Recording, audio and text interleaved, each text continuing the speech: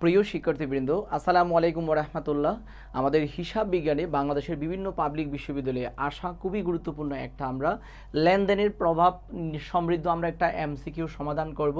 So দ্রুত যারা যারা পারবো আমরা সবাই একটু কমেন্ট করে জানিয়ে দিব যে আমাদের এমসিকিউটা আমরা কিভাবে সমাধান করব। অনেক শর্টকাট টেকনিকে মূলত এটা হচ্ছে হিসাব সমীকরণের গুণগত কাঠামোগত পরিবর্তন সমীকরণের প্রভাব সমৃদ্ধ একটা এমসিকিউ।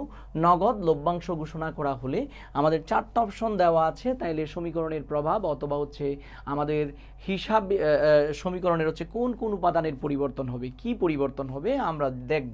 তাহলে নগদ লভ্যাংশ ঘোষণা করা হলে আমরা জানি যৌথ মূলধনী কোম্পানির জন্য লভ্যাংশ ঘোষণা একটি হচ্ছে খরচ বৃদ্ধি পাওয়া, খরচের ঘোষণা দেওয়া। তাহলে আমরা জানি লভ্যাংশ ঘোষণা করা হলে আমাদের জাবেদাটা হয় লভ্যাংশ হিসাব হচ্ছে ডেবিট, লভ্যাংশ হিসাব হচ্ছে ডেবিট। আমরা জানি লভ্যাংশ হিসাব ডেবিট হয়, দেন প্রদেয় লভ্যাংশ ক্রেডিট হয়। প্রদেয় লভ্যাংশ হচ্ছে আমাদের ক্রেডিট হয়, প্রদেয় লভ্যাংশ ক্রেডিট।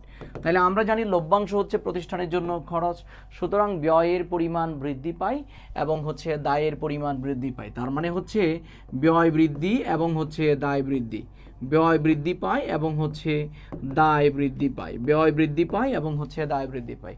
সো আমাদের ব্যয় বৃদ্ধি দায় বৃদ্ধি, ব্যয় বৃদ্ধি দায় বৃদ্ধি, ব্যয় বৃদ্ধি দায় বৃদ্ধি, আমাদের অপশন কোনটা হবে? নগদ লভ্যাংশ ঘোষণা করা হলে আমাদের ব্যয় বৃদ্ধি পায় দায় বৃদ্ধি পায়। অপশন একটাও আমাদের অ্যান্সারে নাই।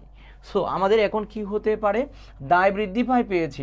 আমরা জানি ব্যয় বৃদ্ধি পেলে মালিকানা সত্ত্ব কি পায়? হ্রাস পায়। মালিকানা সত্ত্ব কি পায়? হ্রাস পায়। ব্যয় বৃদ্ধি পেলে মালিকানা সত্ত্ব হ্রাস পায়। সো আমাদের অ্যান্সার হচ্ছে বি, আমাদের অ্যান্সার হচ্ছে বি। এরকম মজার মজার এমসিকিউর সমাধান পেতে চোখ রাখুন আমাদের আইডিয়া বিশ্ববিদ্যালয় ভর্তি কোচিং পেজে আর আমাদের ইউটিউব চ্যানেলে। ধন্যবাদ সবাইকে।